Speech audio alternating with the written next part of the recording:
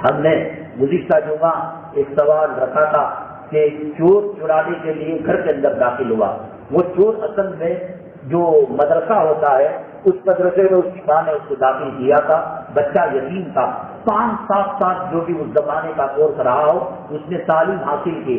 اس کے بعد جب فارغ ہوا تو استاد نے 2 نصیحتیں کی۔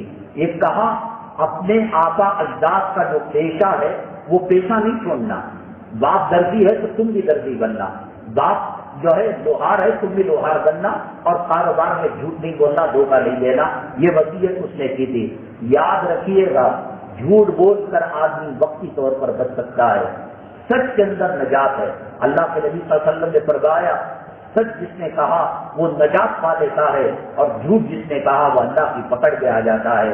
ہمارے ساتھی آندھرا پردیش کے ان کے والد کا ایکسیڈنٹ ہو گیا اور حادثہ ہو گیا، وہ شہید ہو گئے، انتقال ہو گیا۔ یلنکا کے اندر جیسے سنجا روڈ کے اندر فیملی کورٹ ہے، یلنکا کے اندر ٹرافک کورٹ ہے، وہاں مقدمہ چلا، بہت تیز چلا۔ ماں کو ملزمہ بنا کر یا مدعا علیہ بنا کر کٹہرے میں کھڑا کیا گیا۔ جج نے کہا کہ ہمیں کیسے معلوم کہ انہیں کی بیوی ہے، آئی ڈی کارڈ میں جو تصویر ہے، آدھار میں جو تصویر ہے وہی ہے، کوئی وہ دوسرا آیا۔ یہ بھڑک کر کہنے لگا، جذباتی تھا نوجوان اور بہت سالوں سے کسی عالم کی سرپرستی میں تھا، تمہارے پیسے گئے بھاڑ میں میری اماں کے چہرے کا پردے کا سودا نہیں کر سکتا۔ اب قلم اس کے ہاتھ میں، دوات اس کے ہاتھ میں، فیصلہ اس کے ہاتھ میں، اس نے نکل جاؤ یہاں سے، جب تم کو پسند نہیں ہے، ہم تو آئیڈینٹیفائی کرنا چاہتے تھے کہ یہ دھوکہ ہے، تو نکل جاؤ ہمارے کورٹ ہال سے۔ جو فائنل فیصلہ تھا ججمنٹ کا، اس نے کہا کہ ہمارے ایسے پیسوں کی ضرورت نہیں جس میں ماں کی آبرو کا سودا کیا جائے۔ لائر جا کر کچھ کہا، کیا ہوا معلوم نہیں، 14 لاکھ روپے اس نے سانکشن کیے اور کہا کہ 3 مہینے میں پیسے مل جائیں گے۔ اور ایک صاحب یہی شیواجی نگر کے، ان کا ENT کا مسئلہ تھا بورنگ ہاسپٹل میں، ڈاکٹر نے کہا داڑھی کاٹنی پڑے گی ورنہ خطرہ ہوگا زندگی کے لیے۔ انہوں نے کہا ایسے ہی پوری زندگی گزار لیں گے مگر داڑھی کو ہاتھ لگانے نہیں دیں گے۔ پھر اس کے بعد 2-3 مرتبہ پیشیاں ہوئی، ہر وقت یہی اس نے شرط لگائی۔ اللہ نے اس کے دل میں کیا بات ڈالی معلوم نہیں، فون کر کر خود بلایا اور ٹیپ وغیرہ پورا بینڈیج لگا کر اس کا آپریشن کیا۔ آپریشن کامیاب بھی ہو گیا اور کچھ خطرہ بھی نہیں ہوا۔ جو سچ کے راستے میں چلتا ہے والذین جاہدوا فینا لنہدینہم سبلنا، تو یہ چور بھی ایسا ہی متقی پرہیزگار تھا، وہ استاد کی نصیحتوں کو چھوڑنا نہیں چاہتا تھا۔ ماں کو پوچھا میرا باپ کیا کیا کرتا ہے، کہا کہ تم کو کیا مطلب، وہ کیا کرتا تھا نہیں کیا کرتا۔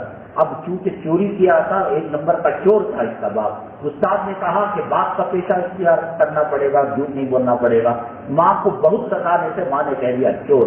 چوری کے ارادے سے پہلی چوری کرنے کے لیے اپنی جماعت کو لے کر، اپنے ساتھیوں کو لے کر ایک مکان کے اندر گیا، ساتھیوں کو باہر کھڑا کیا اور یہ اندر گیا تو کہیں بھی کوئی مال روپیہ پیسہ نہیں تھا۔ تجوری نظر آئی، اللہ کا نام لے کر تجوری کھولا تو اس میں پیسے، سونا، چاندی جو تھا، لیکن یہ بک تھی، اس کے اندر اس کا پورا حساب و کتاب تھا۔ یہ حساب و کتاب میں ماہر تھا، اس نے یہ دیکھا گیا چوری کر لے، وہ یہ دیکھنے لگا کہ اس مکان کا مالک کتنا زکات نکالا ہے نہیں نکالا ہے، تو حساب کرتے کرتے فجر کا وقت ہو گیا تو صحن کے اندر آیا، آ کر اس نے اذان دی۔ اذان جب سنی تو مالک مکان اور بیگم جگ گئے۔ بیگم نے کہا یہاں اذان کی آواز، کون لوٹا ہے، کون آیا ہے؟ تو کہا تو یہ تھا جو جب اس نے جو ہے شہر کے اندر اذان دی اور حساب زکات کا لگایا تھا۔ کہا کون ہو گئی تم؟ کہا کہ اول صلاۃ بعد کلام، پہلے نماز پڑھو بات میں کریں گے، بڑی لمبی جو ہے زندگی ہے۔ تو امام کون بنے گا؟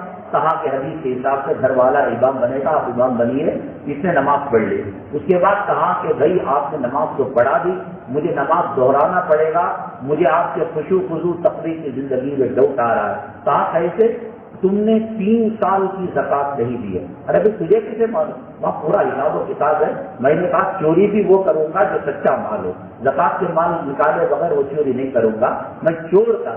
تو باپ کو یہ ادا اتنی پسند آئی کہ بیگم کو جا کر کہا، آیا تھا تو چوری کرنے اور زکات کے بارے میں مواخذہ کرنے لگا اور نماز پہلے پڑھنے لگا۔ ہماری بیٹی کا رشتہ جو ڈھونڈ رہے تھے اور بڑے بڑے شہزادوں کے جو رشتے آ رہے تھے، اس سے بہتر زمین پر اور متقی لڑکا نہیں ہو سکتا۔ وہی اس کا نکاح پڑھایا، اس کو گھر کا مالک